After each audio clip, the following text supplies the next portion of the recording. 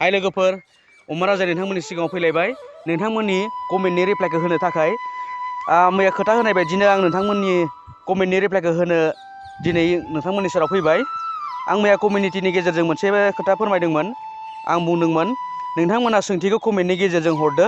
गिबियावनो बुंना दोनखानाय जायोदि आं माखासे पार्सनेल कुइसनखौ हाइड खालामना दोननाय जागोन। आई मिन कुइसननि एन्सारखौ होनाय जानाय नङा। बिनि थाखाय सरि। दा बेयाव जाबायदि लिरदों नोंथांमोननि माखासे आङो पार्सनेल कुइसनखौ आन्सार होनाय नङा, सोंनायनि फिननायखौ आङो होनाय नङा। बेनि थाखाय नोंथांमोना गाज्रि मोननो नाङा। दा आङो गिबि सोंथिखौ फरायनानै होनोसै आरो बिनि फिननायखौ होनोसै। दैमारि बिथाङा सोंदों, आदा नों मा गामिनि? आङो बाक्सा डिस्ट्रिक्टनिनो सुबुनकाटा सनाजुलि होननाय आंनि गामिया। दा नेक्स्टआव दङ निकेनर नार्जारिया बुंहरदों, नोंथाङा अमाखौ बेसे केजि जायो?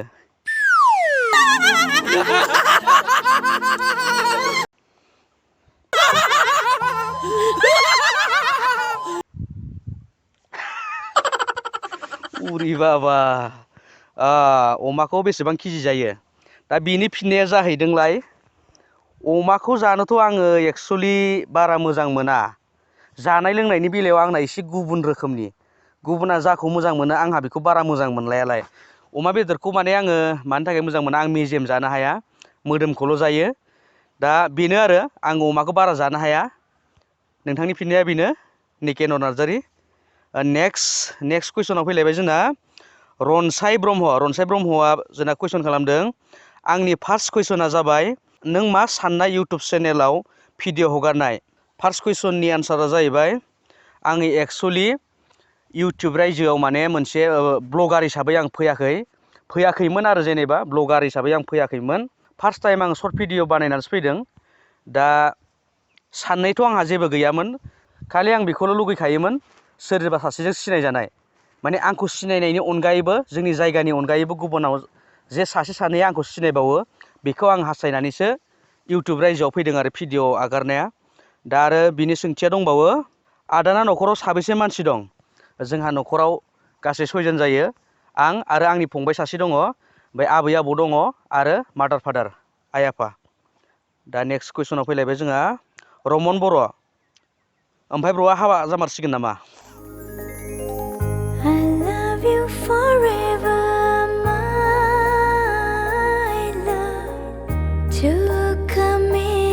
राइट, आं हाबा जासिगोन। एन्ड नोंनि नामा बोरै अमा राजा जाखो? Please reply.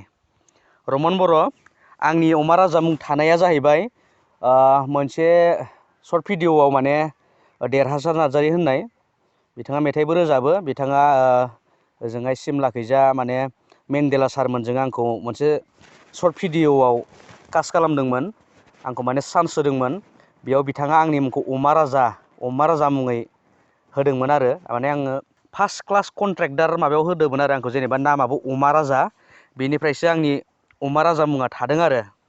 दा नेक्स्ट कुइसनाव फैनि, प्रानजित बसुमतारि।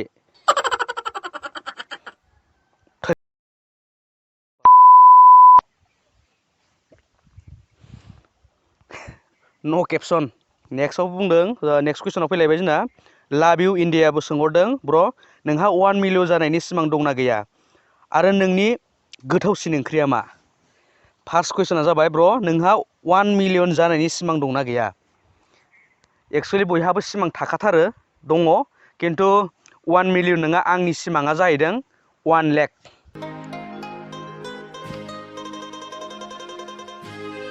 एख' रोंखाया नालाय आंथ'। 1 लाख। बे भिडिअआव 1K फैबाबो जायो भिउआ। आंनि टारगेटआ जाहैदों 1 लाखल'। जेनेबा दा हाजो जेसेखि थाङा मानो, दा आं लुगैग्रोनाया 1 लाख। 1 मिलियनखौथ' सिमां होननानै सानना लाथ'खायो आङो। 1 लाखखौनो सिमां होनना सानना लायो। 1 लाखखौनो माला जागोन आं बेखौ नेगोन। नेक्स्ट कुइसन, आरो बिनियानो दंबावो, आरो नोंनि गोथावसिन ओंख्रिया मा? आं दहायनो फार्स्टआव बुंखादों, जानाय लोंनाया आंहा एसे आलादा रोखोमनि। जानाय लोंनायाथ' जेनेबा सबायजों दाउ, अनला दाउ, बेफोरथ' थाखाबायानो जेनेबा बर'नि मोनसे ओंख्रि हिसाबै जेनेबा, खिन्थु आंनिया एसे आलादा लायो। आंनि साबसिन ओंख्रिया मा? बायगनजों बेदर आरो जोगोनारजों बेदर। आंनिया आलादा। सोरबा आलासि जायोबा बेफोरखौ संना होबानो जागोन। आरो जोंना नेक्स्ट कुइसनाव फैलायबाय दिमुलिसा बसुमतारिया सोंदों आदानि रियेल नामा अमा राजाखा नामा ना नोंनि नामखौ न'खरनि एबा गामिनि सुबुंफ्रा अननानै दोनदों नामा दा बिदि कुइसन सोंहरदों एक्सुवेलि आंनि अमा राजा मुङा आंनि रियेल मुं नङा आंनि रियेल मुङा जाबाय बे चेनेलनि मुङानो आंनि रियेल मुं दा आंनि अमा राजा मुंखौथ' माबोरै थानाय आं दहाय खिन्थाखाबाय माने आङो इउटुब प्लेटफर्मावसो माने भिडिअनि बेलायावसो आंनि मुङा अमा राजा आरो अमा राजा होननानै आंखौ एसे मिथियो दा आंबो अमा राजा मुंखौनो मोजां मोनो सोरबाफोर बहाबा लोगो मोनबाथाय आंखौ दसरथ होनना गाबज्रिनाङा अमा राजा होनना गाबज्रि बिराद मोजां मोनगोन आङो आरो बेनिनो सोंथि दंबावो आदाना बिनानाव दंना गैया आदा आसा थाबाय आदा आंहा बिनानाव गैया एक्सुवेलि निजा बिनानाव गैया आंहा फंबाय सासेल' दङ बिनानाव गैया सानसोरां नार्जारिया सोंहरदों हेल' मिस्टार नोंथाङा फिसाखौ साबेसे खांगोन आरो नोंनि फिसाफोरखौ कालसाराव थानानै खामानि मावहोगोन नामा डेन्जार कुइसन सोंबाय सानसोरां नार्जारिया नोंथाङा फिसाखौ साबेसे खांगोननो फिउचारनि बाथ्राखौनो सोंबाय नोंथाङा खिन्थु फिउचारनि बाथ्राखौ आं दा बुंनो हाया आरो टारगेट आंनि गोसोआवथ' टारगेट थागोन जेनेबा आं बेखौ बुंथ'ला माने दा ओमफ्राय नेक्स्टआव फैदों नोंनि फिसाखौ कालसाराव थानानै खामानि मावहोगोन नामा एक्सुवेलि बियो आंनिफ्राय सोनारनाय नङा जोंनि जेनेबा जा फैनो गोनां फिउचार किं दाथ' फिउचारनि बाथ्रायानो जाहैथारबाय नालाय सोंनायानो दा बेखौथ' आं डाइरेक्ट बुंनो हाया माने गथ'फोरनाबो मोनसे एम थायो मालाय गाव माखौ मोजां नोजोरजों नायनानै खामानि मावनो लुगैयो बेखौनो आं निस्सय होगोन मोसानाय बा आर्ट ड्रयिं मोनसे एम थाखायो नालाय उन्दैनिफ्रायनो मोनसे एम फैखायो बेयाव जोंनि गार्जेनफोरा एसे मिथिनानै एडमिसन खालामना होबा मोजां जायो एडमिट खालामना होबा मोजां जायो जेनेबा जियाव गोसो दङ बेयाव दा बेयो फिउचारनि बाथ्रा बेखौ उनाव फैबाय थानाय समाव मिथिसिगोन दा नेक्स्टआव सोंदों बिपुल बसुमतारि मोननैसो कुइसन आदाया मा ओंख्रिखौ साबसिन मोनो ओंख्रिनि बेलायाव दहाय बुंखाबाय बे थाबाय ओमफ्राय आदानि फेभरेट एक्ट्रिसा सोर बर'नियावथ' आं माने गासैखौबो एक्सुवेलि मोजां मोनो रावखौबो बासिनो हाया बायदिखौनो बुंनांगोन आङो खिन्थु गोसो सिङाव मोनसे चयस थायो आरो गावनि मोनसे सायख'ना दोननाय साबसिन ओरै थायो खिन्थु आं रावखौबो बासिनो हाया जोंनि बर'नि जा एक्ट्रिस फैयो बेफोर गासिबो समायनायानो जाजोबो एखेबारे फावदुर हारांगि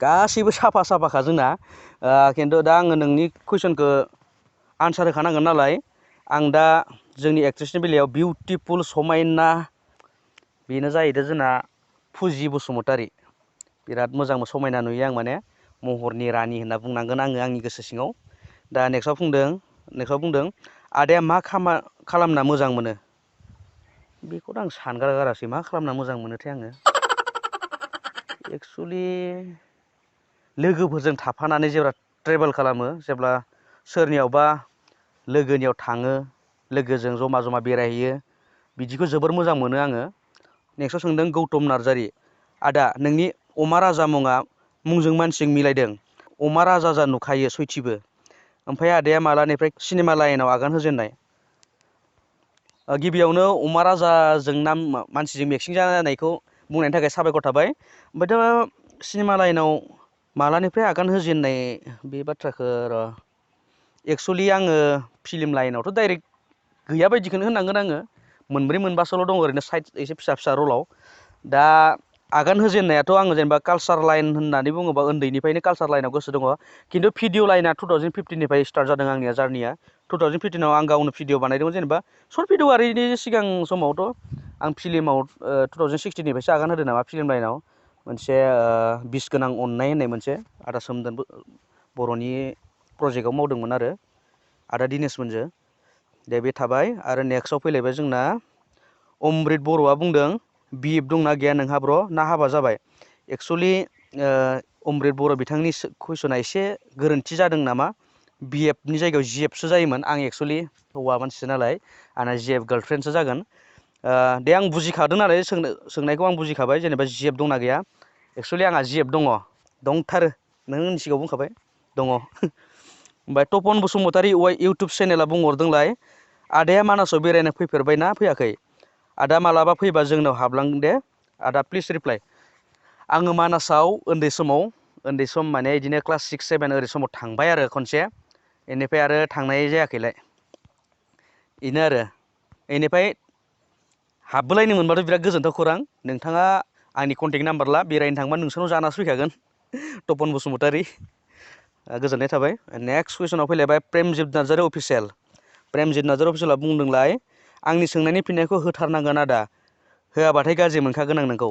गिबियावनो एखेबारे प्रेमजित फंबाय, नोंनि कमेन्टखौ आं बोरै पिकआप खालामालासिनो थानो हानो। मोनफ्रोमबो भिडिअ नायालासिनो थायानो आंनि भिडिअ, सर्ट भिडिअआनो जा जियानो जा, आंनि मोनफ्रोमबो भिडिअखौनो नों नायो। आं नोंनि भिडिअ कमेन्टखौ बिराद टारगेट खालामखायो। आं नोंनि कमेन्टखौ मानो पिकआप खालामालासिनो थानो। बिथांनि कुइसना जाहैदों आदानि गामिनि नामा मा? सुबुनकाटा सनाजुलि, आं बाक्सानिनो। बेनिफ्राय आदाया बबे डिस्ट्रिक्टनि? बाक्सा डिस्ट्रिक्टनि। आदा मोनहा न'खराव साबेसे दङ? जोंहा 6 जन, दहायनो बुंखाबाय आङो। आदानि बाजैया बहानि? बेबो बाक्सानिनो, जोंनि खाथियानो होननांगोन। आदानिफ्राय फिननायखौ मोनगोन होनना बेनो फंबाय नोंनि फिननाया। माखासे आं पार्सनेल बाथ्राखौ हाइड खालामगोन होनना बुंखादों। आं नोंनि मोनसे कुइसनखौबो हाइड खालामना दोनथ'बाय। आं बेखौ जेब्ला आं साक्सेस जायो अब्ला आं नोंथांमोननो फिननाय होगोन। जाय जायनि फिननाया हाइड खालामजादों, जाय जायनि सोंनाया पिकआप खालामजायाखै, माखासे फिननायखौ आङो बुंखादों। पार्सनेल बाथ्राखौ आं माखासे बाथ्राखौ शेयार खालामथ'वा, बेनो। आरो नेक्स्टआव फैलायबाय जोंना नेक्स्टआव सोंदों केआर बड'। बिथाङा सोंदों आदा नोंसिनि लाभ रिलेसनशिपआव नांलायनाया सानसेयाव खनबेसे जायोमोन आरो खनबेसे नांलायनाय जायोमोन सानसेयाव? केआर बड', एखेबारे नांलायनायाथ' जोंना सानसेयाव जाखाबायानो थायोमोन, दैलि जायो। मानि थाखाय जायो खोनासं आं दाना बुंनि। आं माने फार्स्ट टाइमनि बाथ्रा दे बेयो। फार्स्ट टाइमाव आं गोसो नायनो थाखाय बुहुद बाथ्राजों आं बेखौ नांलायोमोन, बिजों नांलायोमोन। माने बिनि गोसोखौ नायनो थाखाय बुहुद बाथ्राखौ आं नोंनि बाथ्राखौनो एसेखौ बुंलाबायनानै सोगाबलाबायोमोन आरो बिराद गाबोमोन बियो। नांलायनायाथ' सानसेयाव जाखाथारोमोन। एकदम जानला मोनला बाथ्राखौ लानानै आं बेखौ बुंहरबाय थायोमोन। माने आं ट्राइसो नायो आरो जेनेबा, ओमफ्राय उनाव आं बुंफिनो ओरैनोसो होनदोंलै, ओरैनोसो मादो होननानै। बेनो नांलायनाया जायो। आरो जेराव नांलायनाय थायो बेयाव अनलायनायबो दङ। जोङो जेसे नांलायो एसेनो अनलायलायो। माने नांलायनायाथ' जाखाबायानो थाथारो आरो अनलायनायाबो दङ, बेनो आरो। प्रेमिका बसुमतारिया सोंदों बियो आदानि एक्सआ साबेसेमोन आरो बेसेबां क्लासनिफ्राय मोजां मोनलायजेना? एक्स होनना बुङोब्ला एक्सुवेलि सिगाङो मोजां मोनलायनाया मा एसेबां आं मिथियामोन।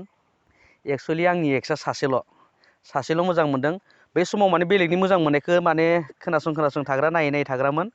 मोजां मोनलायफेरनो रोङामोन। ओमफ्राय सानसेखालि मोजां मोनलायनो रोंबाय। ओमफ्राय सासे मानसिखौ जेनेबा आंजों जा दङ बेखौनो आङो फार्स्ट मोजां मोनलायजेनदों। आरो बेनि गेजेरावनो सोरखौबा मोजां मोनफ्लांलायलाङोमोन। माने दा बुंदों क्लास बेसेनिफ्राय आं क्लास 8निफ्राय मोजां मोनलायजेनदों। क्लास 8निफ्राय बारा बुजिथ'लायनाय जाया, एखेबारे बुजिनायानो जाया, बुजियानोमोन आरो जेनेबा फिसा फिसा बाथ्राखौ लानानै नांलायोमोन। एखेबारे माने जेनेबा बहाबाफोर थांजानो बानाय बेफोरबायदि जायो आरो जेनेबा। उन्दै समाव जेबो बुजिलायामोनथ' बे समाव, जेनेबा अबेबा थांबाबो दाय जायोमोन बेफोरबायदिमोन आरो। दा नेक्स्ट कुइसनाव फैलायबाय जोंना। नोंथांना गोसोआलाय बेसेबां बोसोर जाखो? आंना दा रियेल मोजां मोनलायनाया जोंना 8 इयार्स जाबाय, 8 बोसोर जाबाय आरो जोंना रियेल मोजां मोनलायनाया। आदानि गोथावसिन बेदरा मा? गोथावसिन बेदरखौथ' आङो लकेल दाउखौनो बुंनांगोन। एक्सुवेलि लकेल दाउआनो आंनि गोथावसिन बेदर। रनजित सेटेटासआ बुंदों लकेल दाउआनो आंनि गोथावसिन बेदर। रनजित सेटेटासआ बुंदों नों गोसोथोलायनाय समा माब्लामोन आरो बेसे बोसोर जाखो? आं गोसोथोलायनाय समा जाबाय 2014 मोन नामाथाय, 2014 ना 6, जायखिजाया 8 इयार्स जाबाय दा दिनै 2022खौ लानानै। बेनिफ्राय फावसायनानै नोंथांमोना खालामलाय, आंना माने मेलेमा बारा खामानि होआ एक्सुवेलि। रनजित सेटेटास नोंथाङा 8 बोसोर जाबाय, 2020निफ्राय फावसायना होबानो जाबाय। दा नोंथांमोननि सोंनायनि बे फिननाया बेखिनियावनो जोब्बाय। आं माखासे डाबल कुइसन जादोंमोन, बेनि थाखाय आङो माखासेखौ पिकआप खालामनाय जायासै। आं नेक्स्ट बाराव जुदि पस्ट होबावोब्ला नोंथांमोना कमेन्ट्सफोरखौ फरायग्रो सिगाङाव सोरबा जुदि नोंथांनि सोंनायनि सोंनायखौ लिरखादोंबा नोंथाङा बे सोंनायखौ लिरनो नाङा, डाबल जायो। बेनि थाखाय आं पिकआप खालामा। नोंथांमोनाबो एसे कमेन्टफोरखौ फरायग्रो, नोंथांनिजों एखे जागोन नामा होनना। ओंखायनो बेलेग बेलेग लिरोबा आं पिकआप खालामनो एसे मोजां जायो आरो दैखांनो। दा नोंथांमोननि सोंनायनि फिन होनो गोनाङा बेखिनियानो। नेक्स्ट भिडिअखौ थाबैनो लाबोनो नाजागोन, गोदान कन्टेन्ट गोसोखांनानै। दा बेलेग कन्टेन्ट गोसोखांनाय जाथ'वाखै। दा दिनैनि भिडिअखौ बेखिनियावनो फोजोबनाय जानोसै। नोंथांमोना भिडिअखौ शेयार खालामदो। बे भिडिअआव 1K भिउ फैबाबो जेबो नङा। नोंथांमोना चेनेलखौ साबस्क्राइब खालामदो आरो शेयार खालामदो। नोंथांमोनखौ जेब्लायबो मिनिहोनो थाखाय आङो नाजाबाय थागोन गोदान भिडिअ गोदान कन्टेन्ट लानानै। अब्ला भिडिअखौ बेखिनियावनो फोजोब जाबाय। गोजोन्थों।